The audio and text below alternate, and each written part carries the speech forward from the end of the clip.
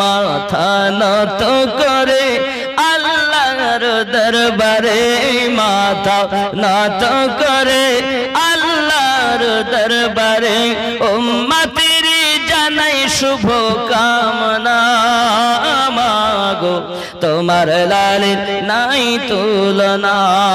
জোরে কন্যা সুবহানাল্লাহ। আমার নবীর তুলনা হবে? তাহলে বাবা আমার দুই ভাবে বললাম। 3 নাম্বার, আল্লাহ পাক সৃষ্টি করেছেন ফু দিয়ে সন্তান। কি দিয়ে? ফু দিয়ে। আল্লাহ পাকের ফেরেশতা জিবরিল আমিন এলেন, আম্মা মারিয়ামের কাছে ফু দিলেন আর বললেন আমি আপনার সুন্দর সুতরা বাচ্চা দেব। বাচ্চাকে জিবরিল দিতে পারি? বলেন না, আল্লাহ সন্তান দেয়, কিন্তু জিবরিল বলছেন আমি দেব। বোঝা গেল আল্লাহ যদি ক্ষমতা দেয়, বাবা আমার ফেরেশতারাও সন্তান দেয়। জোরে বল। আল্লাহর দেওয়া ক্ষমতায় জিবরিল এসে ফু দিলেন, নাক দিয়ে ফুটা চলে গেল। মা মারিয়াম গর্ভবতী, একটি সন্তান আগমন করলেন, নাম তার ঈসা পয়গম্বর। জোরে বলুন। 3 ভাবে হলো, ডাইরেক্ট মাটি, হাড্ডি আর ফু দিয়ে।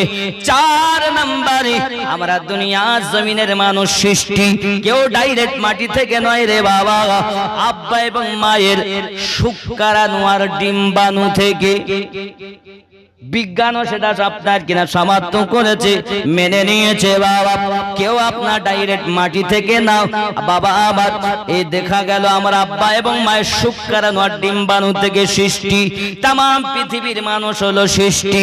অনেক সময় অনেকে বলে হুজুর আমরা তো মানুষকে দাফন করার সময় কবরে মাটি দেই আর বলি মিনহা খলাকনাকুম, এই মাটি থেকে তোমায় সৃষ্টি করা হয়েছে, ওয়া ফিহা নুঈদুকুম, এই মাটিতে তোমায় দাফন করা হলো, ওয়া মিনহা নুখরিজুকুম তারাতান উখরা, আবার এই মাটি থেকে পুনরুদ্ঘাটন করা হবে তোমায়। এই সোনা মানিকেরা, এই মিনহা খলাকনাকুম, এই মাটি থেকে তোমার সৃষ্টি। এই আয়াতের ব্যাখ্যায় তাফসীরকারগণ লিখেছেন, রাইসুল মুফাসসিরিন হযরত আব্বাস রাদিয়াল্লাহু তাআলা আনহু তিনি লিখেছেন। বড় বড় মুফাসসিররা তাফসীরে তাবারীর মধ্যে লেখা হয়েছে, এই সোনা মানিকেরা আমার তাফসীরে দুরুল মানসুরের মধ্যে লেখা হয়েছে, এই যে মিনহা খলাকনাকুম আয়াতের ব্যাখ্যায় আব্বা আমার ওইখানে বলা হয়েছে তোমাকে সৃষ্টি করা হয়নি, তোমার বাপকে মাটি থেকে সৃষ্টি করা হয়েছে। তুমি যেহেতু তার আওলাদ, তাই তোমাকে বলা হচ্ছে। জোরে কন্না সুবহানাল্লাহ। মিনহা খলাকনাকুম, ওইখানে লেখা আছে আবাউকুম, বাবা তোমার বাপকে সৃষ্টি করা হয়েছে। জোরে বলো। এতদিন শুনেছেন মাটি থেকেই তৈরি, মিনহা খলাকনাকুম। এই তাফসীর তো আমিনউদ্দিন করলে হবে না। পূর্বেশ্বরী ওলামায়ে কেরাম বলছেন তোমার বাপকে মাটি থেকে তৈরি করা হয়েছে, যার নাম আদম আলাইহিস সালাম। 40 মতান্তরে 56 মন মাটি থেকে যে ডাইরেক্ট সৃষ্টি হয়েছে। জোরে বলুন। তাহলে 4 ভাবে হলো।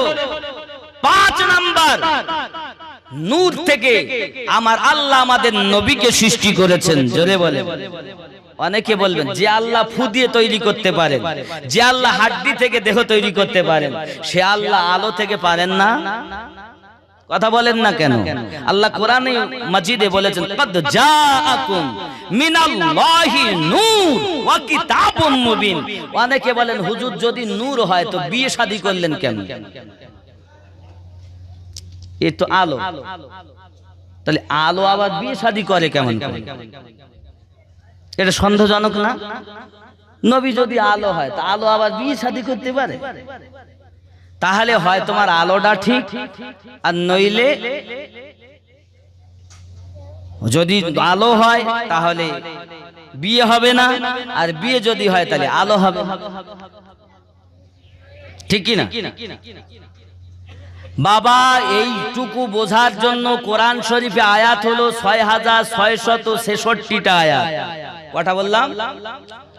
6666 আয়াত।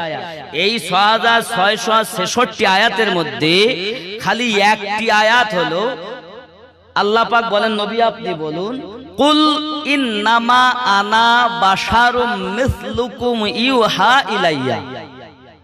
খুব খেয়াল আমার, বুঝবেন ভালো করে। কোরআন সবাই তেলাওয়াত করে, নামাজ তো সবাই পড়ে, কিন্তু আকীদা আগে ঠিক করে। একটি আয়াত কোরআন শরীফে 6600 আয়াত, 6666 আয়াত। বাবা নামাজ পড়ো, রোজা রাখো, হজ করো, যাকাত দাও, সুদ খেও না, মদ খেও না ইত্যাদি বিষয় আল্লাহ শরীয়তের বিধান কোরআনে আয়াত অবতীর্ণ করেছেন 500 আয়াত। জোরে বলেন, খেয়াল করবেন আমার কথাগুলো, মানে খুব দলিল সম্পর্কে আলোচনা করছি। 2 নাম্বার, আল্লাহ পাক, আমরা জানি শরিয়াত, তরিকত, মারিফাত আর হকিকত। শরিয়াতের আয়াত 500, তরিকতের আয়াত হলো 1900। 5 আর 19 কত হয়? কথা বলেন না কেন? 2400। ও বাবাজি, দুটো গেল, শরিয়াত ও তরিকত। রইল মারিফাত, মারিফাতের আয়াত 2100। 24 আর 21 45। হকিকতের আয়াত হলো 2166। তাহলে 45 আর 21 6006 আর 66, এই মোট 6666 আয়াত। দুনিয়ায় গন্ডগোল ঝগড়া বন্ধ হচ্ছে না কেন? শরিয়াতের, তরিকতের, তরিকতের, মারিফাতের, হকিকতে আয়াত গোজামিলি ওয়াজ হয়, সেটাই হলো। কিন্তু এর মধ্যে 27টি আয়াত এমন আছে যেগুলো মুসলমানের জন্য আইন মানা জায়েজ না। কথা বুঝবেন? যেমন তার মধ্যে একটা, কুলিন্নামা আনা বাশারুম মিসলুকুম ইউহা ইলাইয়া, আমার নবী পাক সাল্লাল্লাহু আলাইহি ওয়াসাল্লাম সম্পর্কে আমার আল্লাহ পাক বলছেন, নবী আপনি বলুন যে আমি তোমাদের মতোই মানুষ, আমার প্রতি আল্লাহর ওহী হয়। তাহলে কোরআন ভাষায় বোঝা গেল নবী আমাদের মতো মানুষ নাকি? বাবা ভালো করে বোঝেন, আমি আমার স্ত্রীর হাত ধরেছি, ধরে বলতে যে আমার বিবি তোমার হাত কত সুন্দর গো, তোমার হাত দুটি আমার মায়ের হাতের মতো। জোরে কর নাউজুবিল্লাহ। কথা বুঝতেছেন?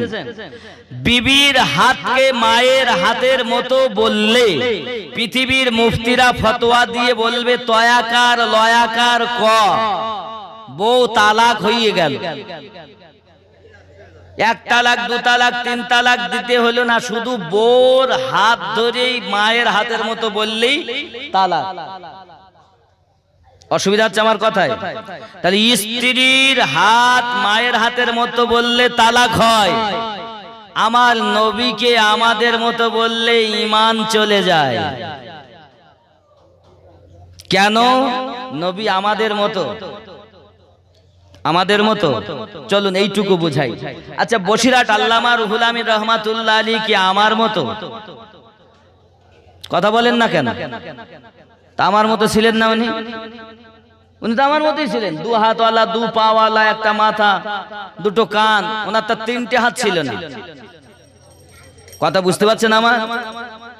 এখন আমরা হয়তো বলবো বসিরহাট হুজুর আমার মতো, দাদা হুজুর পীর কিবলা আমার মতো। কি দেখে বলছি? 2 হাত 2 পা। আমার নবীকে তেমন দেখে বলছে নবী আমাদের মতো।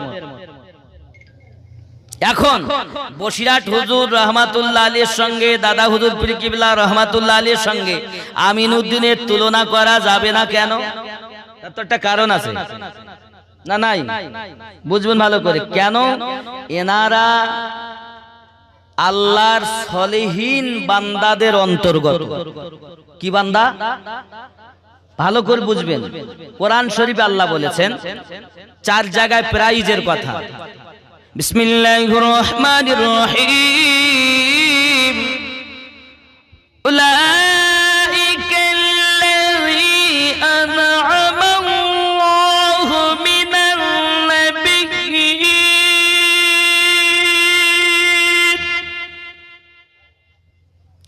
ওয়াস-সিদ্দীকীন ওয়াশ-শুহাদা'i ওয়াস-সালিহিন। সুবহানাল্লাহ। আমি আল্লাহ প্রাইজ দিচ্ছি 4 জায়গায়, নবীনদের প্রতি, সিদ্দিকিনদের প্রতি, শহদাদের প্রতি, আর সলেহিনদের প্রতি। এই সলেহিনের বাংলা মানেই হলো নেককার ব্যক্তি। বসিরহাট হুজুর নেককার ব্যক্তি, দাদা হুজুর পীর কেবলা নেককার ব্যক্তি। তাই আল্লাহ পাক তাদের পাওয়ার দিয়েছেন, তারা সলেহিনদের অন্তর্ভুক্ত।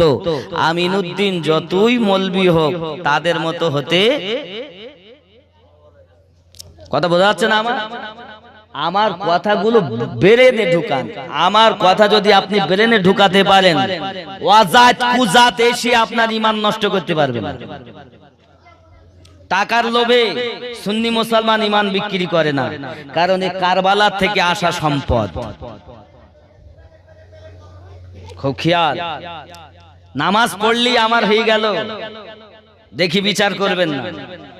আবার বন্ধু সোনা মানিকের খুব ভালো করে ব্রেনের ভিতরে রাখুন, আল্লামা রুহুল আমিন রাহমাতুল্লাহ আলাইহি আমিনউদ্দিনের মতো বলা যাবে না, দাদা হুজুর পীর কিবলা কি আমিনউদ্দিনের মতো বলা যাবে না। কারণ কি, তারা আমাদের মতো 2 হাত 2 পাওয়ালা হলে কি হবে? আল্লাহ পাকের নিয়ামত প্রাপ্ত ব্যক্তি খাজা মাইনুদ্দিন চিশতি আজমেরি, মুজাদ্দিদ আল ফিসানি, গাউসে আজম, এনারা আপনার আল্লাহর নিয়ামত প্রাপ্ত ব্যক্তি। জোরে কোন সুবহানাল্লাহ। ইসলামটা আমাদের কাছে আল্লাহ পাক এসে পৌঁছে দেননি, আল্লাহ পাক এসে দেননি, নবী পাক এসে দেননি, আলে পাক এসে দেননি, ইমামগণ এসে দেননি, ও বাবাজি তাবিঈন এসে দেননি। এই ইসলাম আমাদের কাছে আকাশ দিয়ে উড়ে আসেনি, সমুদ্রের পানিতে ভেসে আসেনি। ইসলাম হলো মুহাব্বতি ধন, সিনার ধন। আল্লাহওয়ালা নবীওয়ালাদের দ্বারাতে সিনা মারফাত, সিনা মারফাত। আজ এই মাগরির গ্রামে ইসলাম পৌঁছিয়েছে। জোরে বলুন সুবহানাল্লাহ। কথা বোঝা যাচ্ছে না? ও সোনা মানিক, এজন্য বলা হয় খাজা তোমার নামটি মাজা, জপি দিবস রজনী, মাইনুদ্দিন নাম খানি। জোরে বলুন। খাজা তোমার নামটি মাজা, জপি দিবস রজনী, মাইনুদ্দিন নাম খানি। জোরে বলুন। তোমার নামে মালা গেথে কাটাবো জিন্দেগানি, মাইনুদ্দিন নাম খানি। আর জোরে